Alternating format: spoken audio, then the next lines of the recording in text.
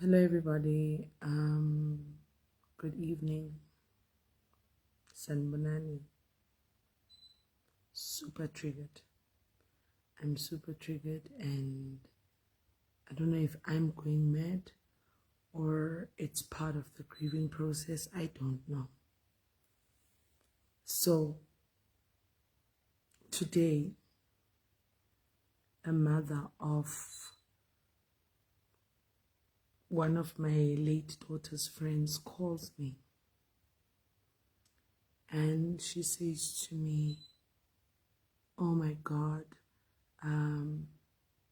another friend who was in the same class with my daughter last year is having a birthday party on the 11th of May. And she tells me that, oh my God, I just got hurt, and I thought if TK was alive, the party would have been better." I immediately got triggered. I said to her, "Why are you telling me? Why are you telling me about other children's birthday parties when the mothers of those children have not told me? Why are you triggering me? 11th of May will be 4 months for me since my daughter's passing. The 11th of any month will always be a reminder of the day my daughter passed on." And she says, "No, I wasn't doing it to trigger you. I got hurt when my daughter got the invitation, and I thought, oh, if Sikhi's daughter was around, it was going to be such a nice party." And I immediately said, "I'm tired of carrying people's pains and hurts. It's enough already that my daughter's cell phone we've kept open because her friends still send her texts. This morning, one of her friends sent her a message saying, 'Good morning, TK. I know you're in heaven. I miss you.' And the only reason why that phone is still on is because the psychologist said we must allow these kids to grieve the way they feel they need to.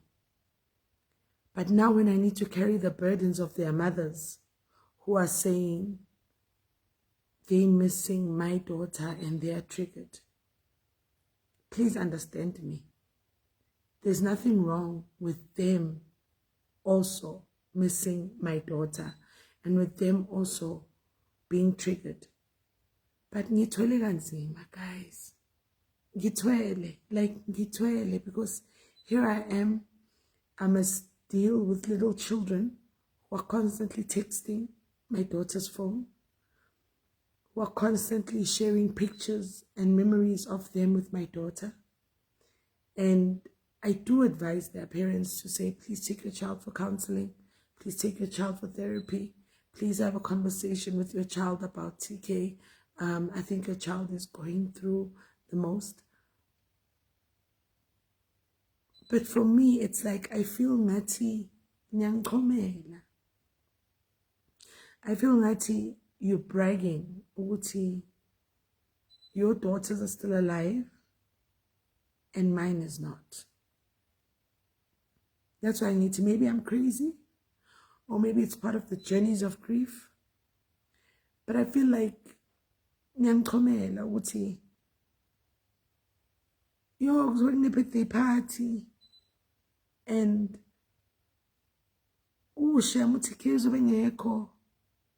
worse, it's not the mother. It's not the birthday mothers. It's not the girl who's having a birthday whose mother is telling me this. It's a mother of a child who's also invited to this birthday. And I literally sent a voice note and I said, please don't tell me. I don't mind you guys posting the things you do with your daughters, with your kids and stuff. I will comment, I will send emojis and stuff, but When you tell me, I feel triggered. When you tell me, I feel as though you are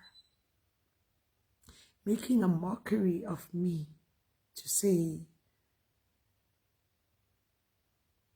we're having birthdays and your daughter is not here. I know my daughter is never coming back. I know my daughter, no matter what I do, she's gone forever. She's never coming back. So I'm triggered, highly triggered. All I'm asking, be kind. Be kind.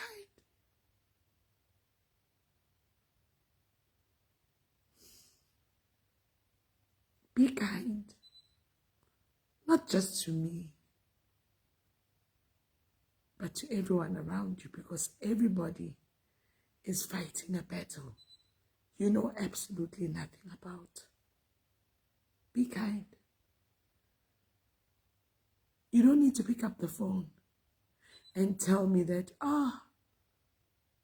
because my daughter was supposed to be in grade 5 this year. You don't need to pick up the phone and say,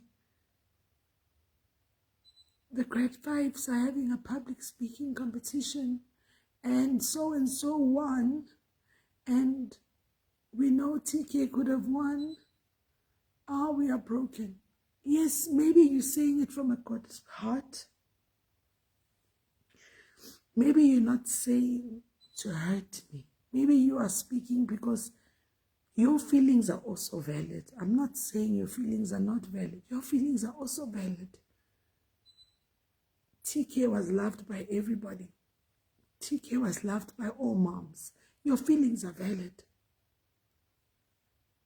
But the way it lands to me, like the way I receive it sometimes, it's like you're making a mockery out of me. The way it lands, it's like you're making a mockery out of me. And don't get me wrong, I'm not saying people are out there just deliberately wanting to make a mockery out of me. No. That's why when I started the video, I said, I don't understand grief at all, because this is how I feel right now. Like,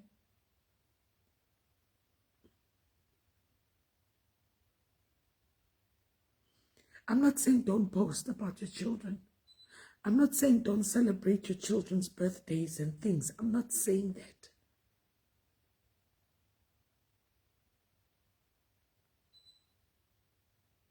But before you share something with me, maybe try and put yourself in my shoes a little bit. I had to. And the unfortunate thing,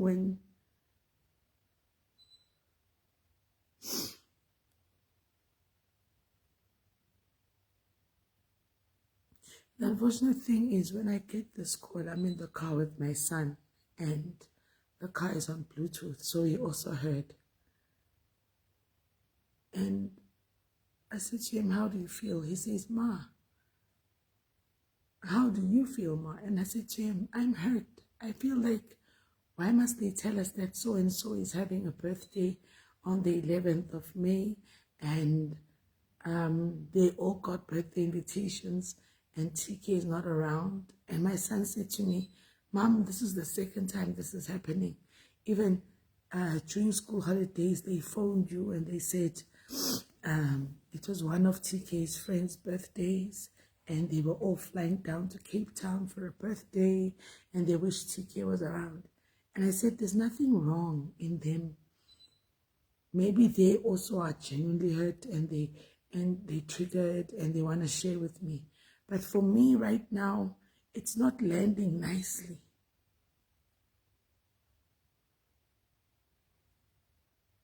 It's making me feel like you're mocking me. You're mocking me. It's making me feel like you are mocking me. And I asked my son, how do you feel? My son said, Mommy, That is why I keep quiet most of the time and I only speak to my psychologist. I said, what do you mean? And he said, Ma,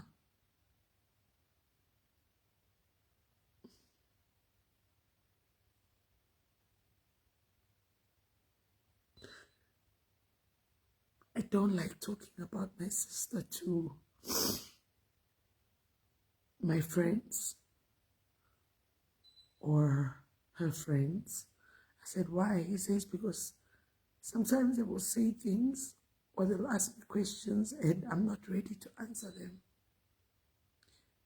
And I said, so who do you feel comfortable talking to? He said, I feel comfortable speaking only to my therapist and you.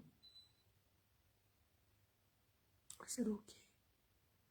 And that is why sometimes we don't want visitors. That is why sometimes my son and I prefer just being home alone, just the two of us sometimes. Because we just need our space. I remember in the beginning, I always wanted children around me. I always wanted children around me. And I felt that, please bring your kids. Your kids are healing me. Your kids are healing me. But now I'm at a stage of 3 months later, I'm at a stage of when I'm home, I just want to be left alone with my son.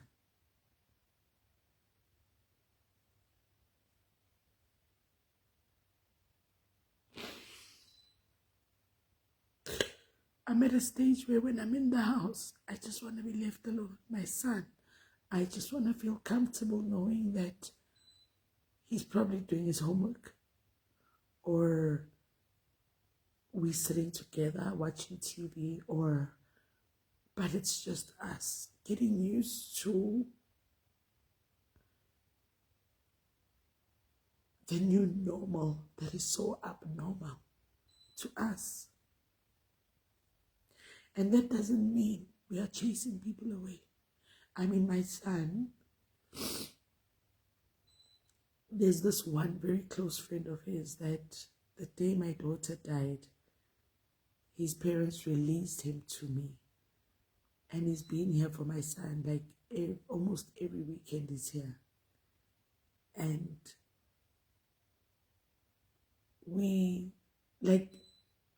I'm okay with that because he's able to heal my son, you know. But with me, sometimes I just don't want to talk. I mean, my job, besides being a gender-based violence and femicide activist, which requires me to talk, I'm now hosting a TV show that requires me to talk. So when I get home sometimes, I just want to be quiet. And one thing that I'm finding so therapeutic these days is just sitting in my bed and my son sits next to me before he sleeps and we just share one or two memories. If we don't want to talk about TK, he tells me about his personal life or I tell him what I want to tell him, but we're just together. And then after some time, in the beginning, I think I did share that after my daughter died, my son used to sleep with me every day, every single day, because he wasn't ready to sleep in his own room. And we seeing the progress because now, for 3 weeks, he's been sleeping in his own bedroom. But when it was the 11th of April, he regressed. And he said, hi, Kona, just for tonight, can I sleep with you? So now we've got our own little way of doing things where he'll do homework, we'll have dinner if we eat, and we'll spend our time together, and that's it. So grief is messy, guys. Grief is messy.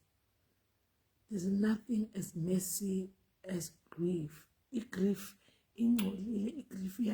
because 1 minute you think you're fine, 1 minute you think you're okay, and then something just triggers you.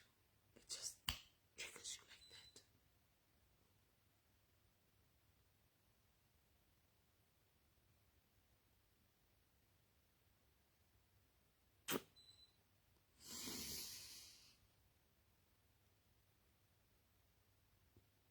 I'm not angry at the mom who called me. I'm not. I just got triggered. I understand she had no bad intentions. She just wanted to share, maybe because she's hurt herself, to say, oh my God, TK is really not here. But sometimes I'm not ready to hear certain things.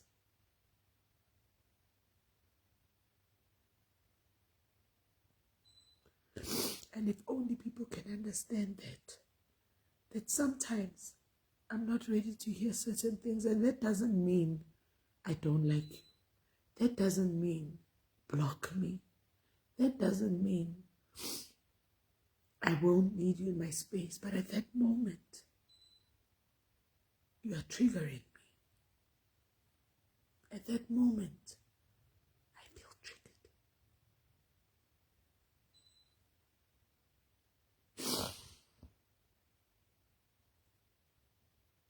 So I just wanted to share that, to say grief is messy. Grief is messy.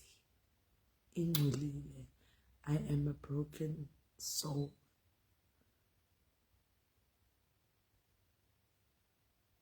That needs to acknowledge that I need to wake up and work, pay bills. I've got a son that I'm still taking care of. And that is why I've been saying, be kind. Everybody out there is facing or going through a battle you know absolutely nothing about. Be kind. I just wanted to share my grief. I can't wait tomorrow at 7:30 for our online grief session with the moms that RSVP'd. Maybe I'm crazy. I don't know.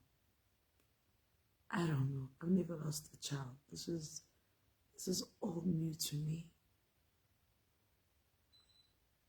But yeah. Happy Wednesday. Be kind.